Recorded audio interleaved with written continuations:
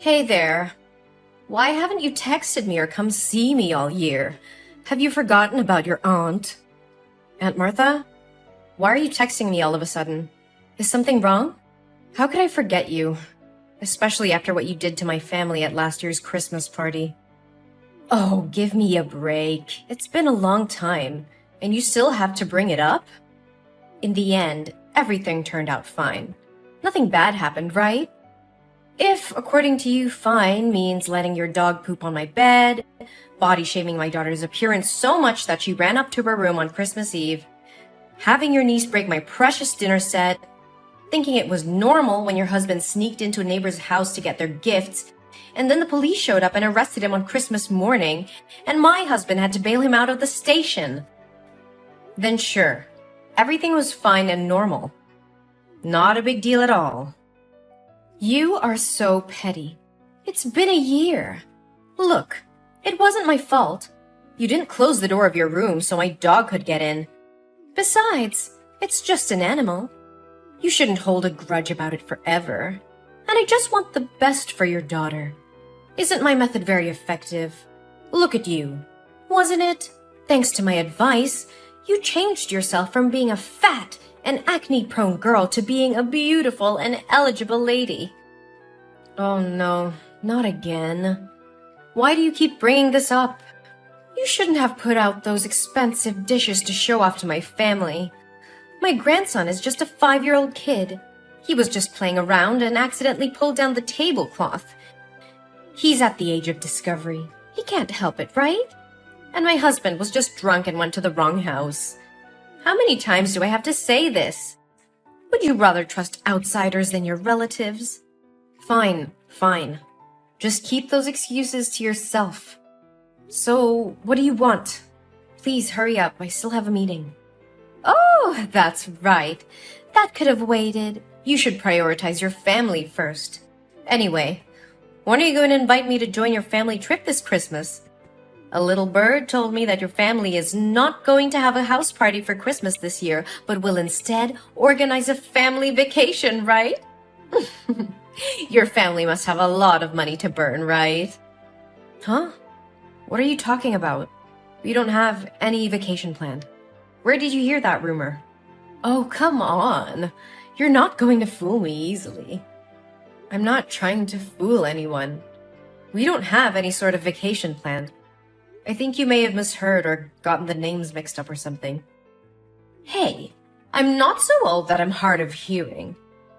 Yesterday, I went to your mom's house to get some vegetables and eggs from her farm, and I overheard your mother talking to you. I remember clearly what she said. It's a pity I can't join your family. I'm going to miss my daughter and grandchild a lot. Just enjoy the trip and have fun. Well, after that I didn't hear much because your mother's dog kept barking every time it saw me. Ugh. Like dog, like owner. What? Aunt Martha, did you go to the farm to get food on your own? How many times has my mother told me that your family has to buy your own food? Ugh, your family is so selfish. I just took some vegetables, some eggs, and a few bottles of milk. There's not much to grumble about. Your mother is my older sister. What's wrong with taking care of her sister? It's not that my mom is selfish. It's just that before you get the things, you should tell her in advance. Do you remember the last time you went to pick up things without consulting my mother? You took the goods that my mother was about to deliver to the supermarket. As a result, my parents had to compensate that person under the contract for shortage. Besides, how long are you going to rely on my mother? Rely on your mother? Don't use such harsh words. Come on, don't bring up old stories again. But I'm sure I heard the words Christmas, travel, and party. So when are you going to call my family? There's no need to keep the surprise a secret anymore. Well, I don't know what to tell you, but we don't have any plans to travel. We're too busy with work and other things. Oh, come on, just tell me. Where's the big vacation this year? I've told you, we're not going on vacation. Can you please stop making up things? I'm quite busy at the moment. If you don't have anything else to say, maybe we can talk later. Hey, you're being disrespectful. Didn't your mother teach you any manners? Don't you know it's not okay to end a conversation without an older person's permission? Or do you not want to be related to me because you think my family is poor? No, Auntie, that is not what I mean. You keep saying it's not your family traveling. So does your mother have another daughter that I don't know about?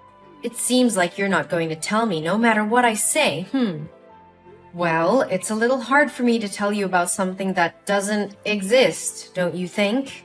Auntie, swear to God, my family is not going on a vacation. No matter. If you're not going to tell me, I'll just have to find out another way. Oh, and don't forget to prepare enough money for this trip because I will bring my entire family with me. What? Your whole family? You mean just you and your husband, right? Oh, silly, I mean my daughter and son-in-law, my son and daughter-in-law, and my 5 lovely grandchildren, too. Whoa, slow down, Auntie. 11 extra people? Are you serious? Yes, and since your parents can't go, there's still some space left, right? It'll be fine if I invite both my parents-in-law to come along. Ooh, and how could we forget Bobo? Even though it's a dog, it's also a member of my family. We can't leave it at home alone, can we? 13 extra people and 1 dog. Yeah, that's right. The more the merrier. Doesn't your family host Christmas parties every year? So this time it's your family that'll pay for the expenses like usual, right? Well, I don't know why you think our family vacation would include your entire family and even a dog as well. Although it's true that every year my family throws a Christmas party. Even if we do go on a trip, it doesn't have to be with so many people. And my family doesn't have to pay for everyone. Isn't it too much? But we're not even planning a vacation, so this conversation is pointless. Look, everybody knows that you and your husband make really good money. You guys will have no problems paying for us as well. Besides, won't you get a special group discount if you don't have to go with such a large number of people? I'm sure you'll save a lot of money. I can't believe that would even cross your mind. But, Aunt Martha, there won't be any vacation planned. I'll tell you what. If you tell me when and where you're going, I won't invite my husband's parents or my son and daughter's spouses. It'll just be me, my husband, our 5 grandchildren, and my dog. Although it would be very tiring to take care of those 5 kids, so maybe I'll need a babysitter to come along. But how can I give you a date or place for a vacation that even doesn't exist? After I'm nice enough to reduce the number of people joining you from 13 to 8, including the dog, you still won't tell me? Fine. You really know how to bargain. Then I leave my dog at home. Are you satisfied now? Auntie, I'm about to have an important meeting with my boss and I'm swamped with work. So I'll have to stop texting you for now. I'll get back to you later. Look, Eugene, I know you're hiding something from me. You can't just drop hints about a family vacation and not tell me the details. I'm family too, you know. Fine. I'll find out a way to know about that vacation. Hey, Eugene! Where's your family? We're standing right in front of NASA. When will your family come here? We've been waiting for 2 hours. NASA? Wait, your entire family is in Texas now? Why did you go to Texas? And what does it have to do with my family and NASA? Oh, come on. You know what I'm talking about. I found out information about the tourist destination your family is visiting and the date and time of the flight. So I secretly booked a flight to Texas. However, because your family's flight was full, I had to book a flight for 5 a.m. today. It seems no one else wanted to wake up that early, so I managed to have seats for 13 people and Bobo. Oh, did I mention that my family almost missed the flight because we overslept? You should be grateful that I sacrificed my sleep to join your family vacation. Anyway, we're here in Texas and ready to enjoy the trip. You can't escape from us. Auntie, just hold on a second. We also know that your family is planning to visit NASA today, so we've been waiting for you here. Your family must be really wealthy. I asked the ticket counter and they said the spaceship tour costs as low as $35,000 per person. Wow, my grandchildren are thrilled. But why are you so late? My family is exhausted. Or maybe you can transfer the money to me in advance and I can buy the tickets for my family to visit first. Oh, and don't forget to reimburse me for the airfare I paid in advance. Let's see. The airfare is $5,000 per person, and the entrance fee is $35,000 multiplied by 14, which adds up to $600,000. Yes, you need to give me $600,000 right now. I used up all the money I had and maxed out my credit card to get us all here. I only have $20 left, so we can't even go to a coffee shop to wait for you. Are you miscalculating? According to my calculations, it should be $560,000, right? Of course, I know how to calculate, but I rounded the numbers to make it easier for you to transfer the money. Don't rich people like you prefer odd numbers? But why multiply by 14? Didn't you say there were only 13 people? Hello? What about Bobo? Oh yeah, I totally forgot about that. And don't forget to book a hotel room for my family. We won't settle for a cheap hotel. It would be best if it's a resort or at least a 5-star hotel. Enough with the talk. Transfer me the money right now. Also, remember to book the hotel for my family. After the tour, we'll need a place to rest and take a shower. We'll see. 1, 2, 3. Yeah, we'll need those 6 double rooms. It should be 7 rooms, but to save you money, I'll accept having my youngest grandchild share a room with me. Oh, how kind of me. But why did you think we were flying to Texas? Oh, I did some investigation there. A few weeks ago, I went to your mom's house every day because I knew you would eventually call and talk to her. Even though I asked her multiple times, she refused to speak. So, all I could do was wait until she went to sleep and then sneak a peek at her phone. I didn't find anything in your chat box, but in the chat box between your son and her, I found all the useful information. You did what? The boy seemed incredibly excited to tell his grandmother that his parents were letting him visit NASA today. That's how I found out about your flight time. And where is the NASA space station? In Texas, of course. So I came here to wait for your family. Oh, I must say, I'm quite skilled at critical thinking and analysis. Maybe I should consider becoming a detective. The boy even texted his grandmother asking if she would go to the airport to see him off. It's all so slick. It's just a trip. No need to make it so complicated. Aunt Martha, can you please stop typing for a moment and listen to me? We're not going on a vacation in Texas. We're actually moving to New York. Huh? What on earth are you talking about? I'm currently on a plane flying to New York. I received a promotion decision during a meeting the other day, and I'll be the new director of the company's New York branch. Initially, I had mixed feelings, but thankfully my husband decided to pursue his career in New York as well. Additionally, our children have received scholarships to prestigious schools in the city. So my family made the decision to move here. There's no way that could happen. So what about you calling your mom the other day and discussing the trip? I called my mother that day to inform her about our plans to move and to invite my parents to join us in New York. However, my mother refused and she didn't want to leave her hometown. Then what about the text between your son and my sister? He clearly mentioned that you promised him a tour of NASA today. I can't misinterpret that and even took a screenshot of the message. Well, you do realize that my son is only 5 years old, right?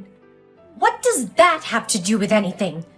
Was this all some elaborate plan to deceive me?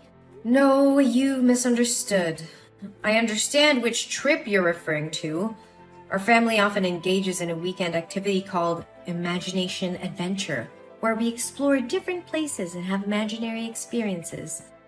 Today, according to our schedule, we're going on an adventure to NASA and we'll be battling aliens. Last week, we explored the pyramids and fought mummies for treasure. It's all part of the fun. Aliens? Mummies? What on earth are you talking about? Are you kidding me? Auntie, as you mentioned before, this is the age of discovery and creativity. So our family created a game called Imagination Adventure to foster family bonding and stimulate the creativity of our young children. Have you seen the animated movie, The Boss Baby? Hey, I'm not here to listen to you ramble about pointless cartoons. Explain to me what's really going on here.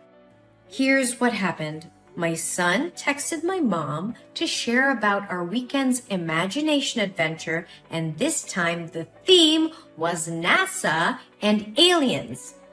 But you misunderstood it and thought we were actually going to visit NASA. What? I can't believe this. Why would you base your actions solely on a text message from a 5-year-old without verifying it with an adult? Rushing halfway across the country and depleting your savings based on such information. Don't you think at all before you act? No way. It can't be wrong. But why the hell didn't you mention that you were moving in the first place? I haven't heard a single word about it from anyone. Because I wanted to test if you would go completely overboard once again and come up with some outrageous demands. Remember the last time I moved? You insisted on taking the damn sofa set and a bunch of other stuff, despite me clearly stating that my family still needed them. So this time, I didn't bother informing you. And honestly, I don't think it's my duty to disclose every little detail about my family to you. Then what about all the damn money I spent bringing us here to Texas? What about it, huh? I'm flat broke now. I've got a measly $20 in my pocket and we don't even have a damn place to stay tonight or enough money to grab a damn meal. Since I foolishly believed that you would cover all the expenses, none of us bought a credit card. And now here we are, stranded on the damn streets. It's all your damn fault for hiding from us and making things so miserable. You better take responsibility for us.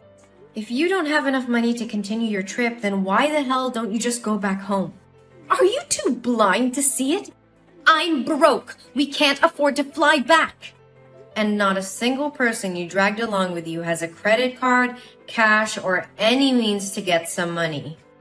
Hey, don't assume that everyone is as damn wealthy as you.